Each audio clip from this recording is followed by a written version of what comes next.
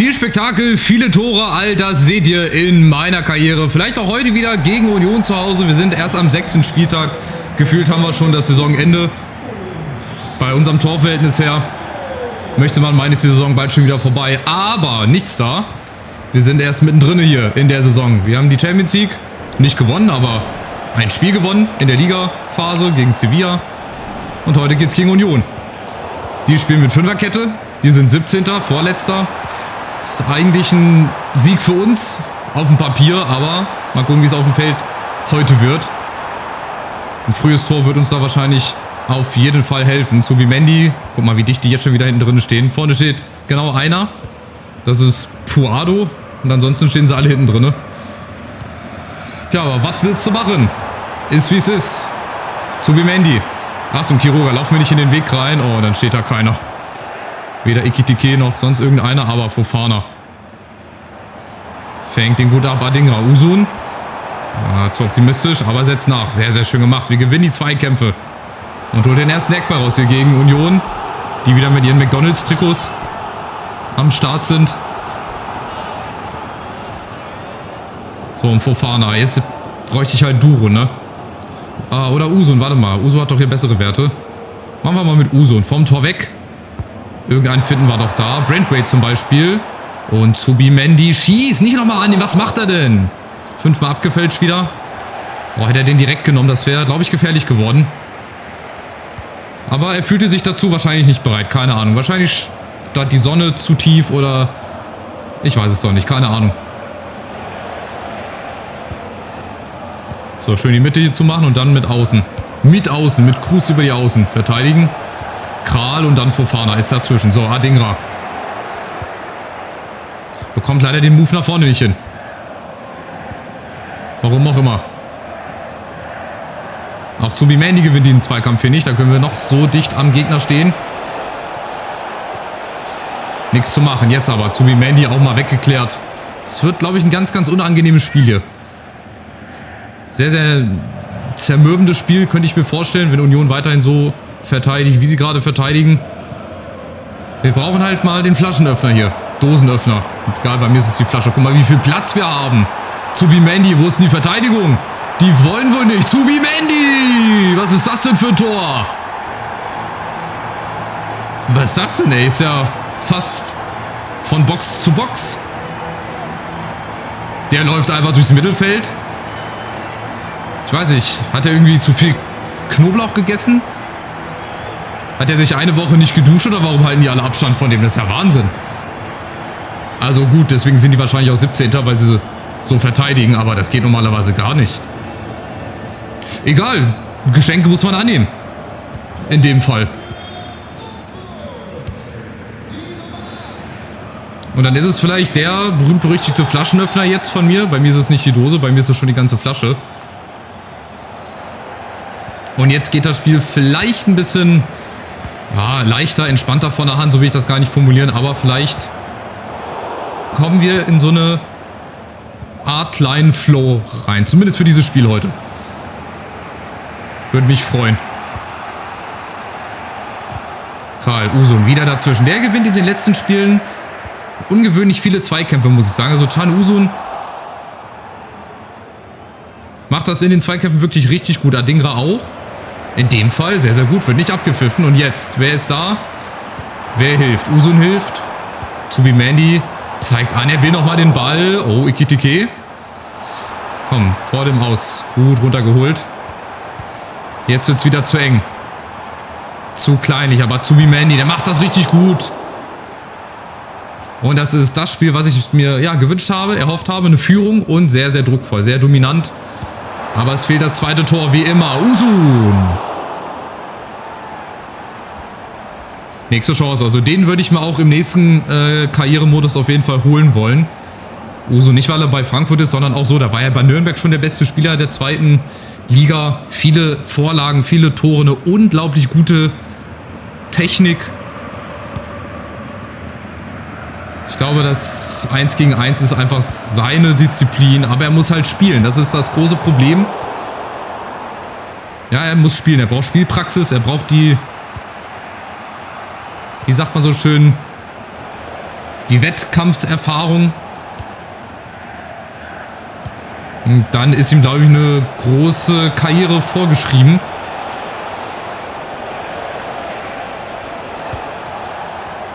Und Union wagt sich mal über Schäfer. Außen Zanotti. Achtung, in der Mitte. Das wäre die erste Chance. Aber Branthwaite auch sehr rustikal, sehr souverän. Und es gibt den Abschluss. Also Union bislang noch nicht so gefährlich vom Tor. Es hätte gefährlich werden können. Aber wir haben es gut verteidigt.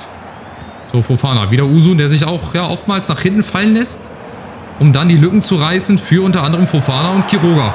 Und jetzt Ekitike per Seitfallzieher. Ja, warum nicht? Wenn es geklappt hätte, ja, natürlich Fallrückzieher. Branthwaite nochmal mit der Hacke. So spielt man sich heutzutage die Bälle hin und her. Schnell und direkt. Ekitike, viel Platz. Wer kommt, wer will nochmal? Dann kommt halt Ekitike. Macht's alleine. Genauso stark wie gegen Sevilla. Da hatten wir auch eine Phase. Gut, das wird wahrscheinlich... Ne, gibt nicht gelb, gibt nur einen Freistoß. Da hatten wir gegen Sevilla auch mal eine Phase, wo wir echt 20, 30 Minuten gut gepresst haben. Viele Chancen hatten. Am Ende hatten wir 24 Schüsse. Und nur 3 Tore. Und es geht weiter über die starke linke Seite. Quiroga und Fofana. Wo ist Ekitike? Wo ist Usun? Da ist Ekitike. Da ist Fofana nochmal. Nochmal Fofana. Nee, diesmal nicht.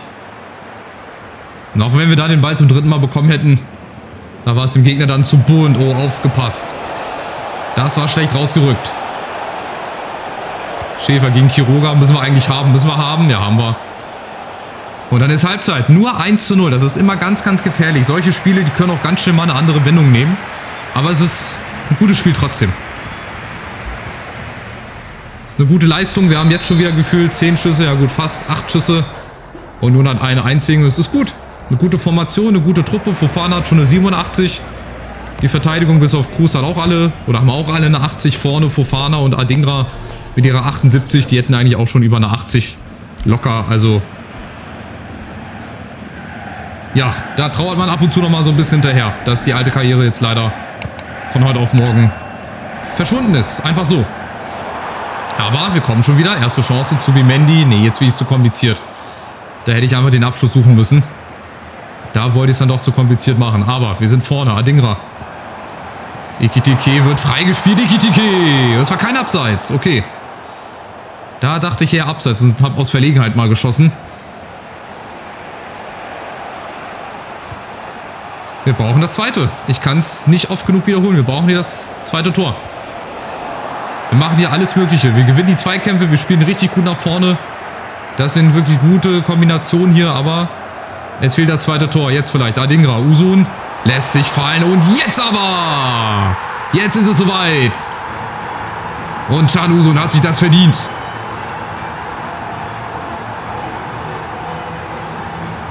Richtig gut gespielt. Und es war überfällig. Längst überfällig. Das hätte in der ersten Halbzeit noch fallen müssen. Jetzt fällt es Gott sei Dank. Hier auch wieder Überzahl. 2 gegen 1. Da hätten wir sogar nochmal quer spielen können. Aber irgendwann muss dann auch mal der Abschluss kommen. Und Usun ganz souverän. Wie eh und je, als würde er den ganzen Tag nichts anderes machen.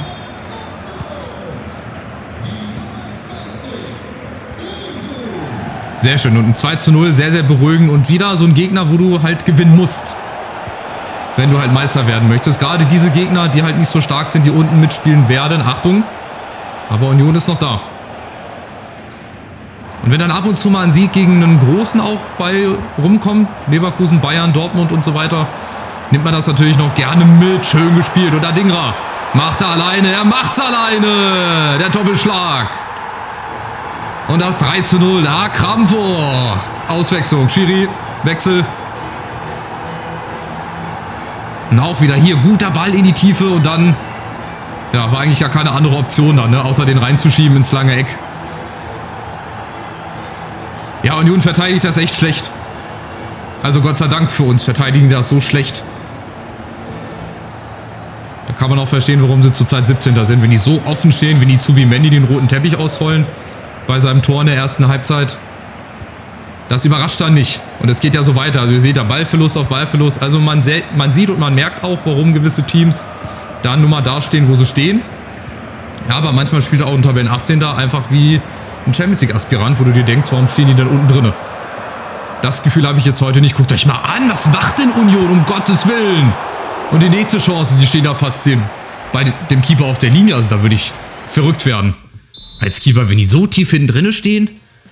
Aber gut, soll mir recht sein. So, dann machen wir mal Baum für Cruz. Ich würde vorne auch wieder Duro reinbringen. Hier würde ich, ja, Listisch. Ich würde hier erstmal Matos reinbringen. Auch der braucht ein bisschen Spielzeit, ein bisschen Spielpraxis. Wahi können wir, nein. So, und Fofana wieder rein.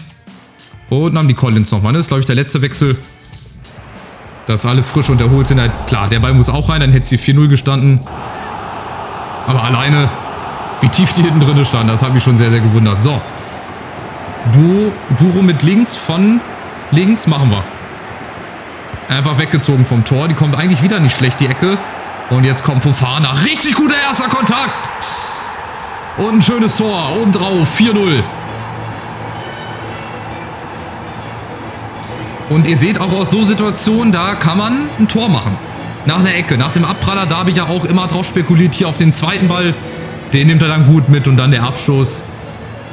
Und rein ins Tor. 4-0. Ja, das ist mal wieder so ein Spiel. Da läuft vieles einfach von der Hand. Da läuft alles wie von selbst. Da spielt der Gegner natürlich auch mit. Die Spiele genieße ich dann umso mehr. Nachdem ich in der Liga zweimal 5-4 Spiele überlebt habe, geht es hier weiter. Adingra. Und das wird nicht das letzte Tor gewesen sein, gehe ich mal von aus. Denn Duro möchte auch noch treffen. Latte und der Abpraller, nee, landet nicht bei uns. Schade, aber komm, Baum ist da. Baum muss jetzt hinterher. Und hat er, ja, souverän, ganz entspannt abgelaufen. Das ist echt ein willkommener Gegner heute. Sehr, sehr schön. Adingra. Duro ist da, hat den Ball. Ja, gut abgeschirmt. Und jetzt auf Matos mit letzter Kraft.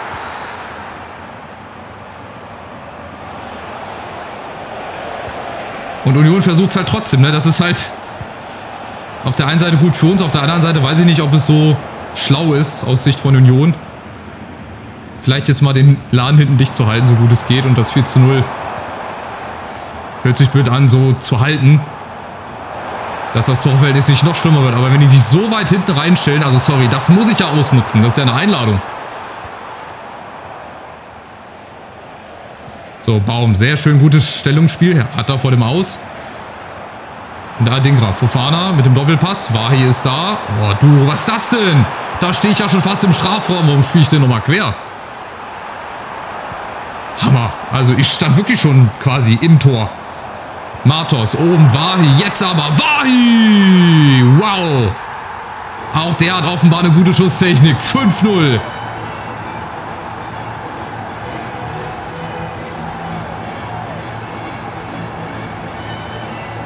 Sehr schön gemacht.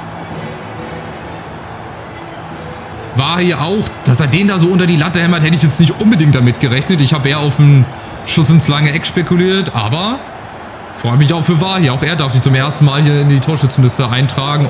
Oh, Union, ey, Wahnsinn. Das sind einfach zu viele Fehler, ey. So bestehst du nicht in der Bundesliga. So steigst du sang- und klanglos ab. Duro und Adingra und...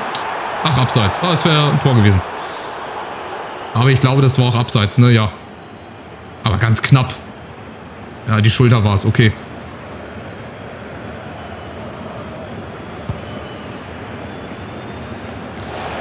Ja, nicht schlecht, Herr Specht. Wahrscheinlich schon so an die 20 Schüsse. So roundabout würde ich jetzt sagen, aber vielleicht auch nicht. Aber wir gewinnen die Zweikämpfe. Das läuft halt heute für uns alles. Also muss man sagen, da hat Union überhaupt keine Gegenwehr. Und ich freue mich auch mal, dass wir so ein Spiel haben, wo wir jetzt auch wieder viele Tore schießen. Das war klar.